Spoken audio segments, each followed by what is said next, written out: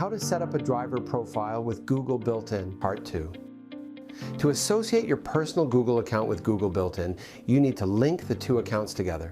If you aren't sure if you have a Google account, it's almost certainly the account you use to watch videos on YouTube. To link the accounts, tap the driver profile icon located in the top right corner of the screen. Then tap the Profiles and Account Settings. Now tap Add Account. Next, scan the QR code with your smartphone camera.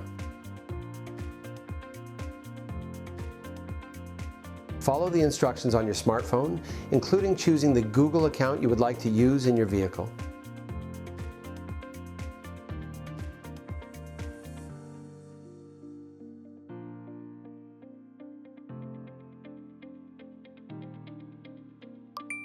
That's it.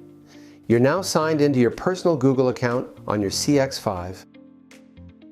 Tap Done to complete the process.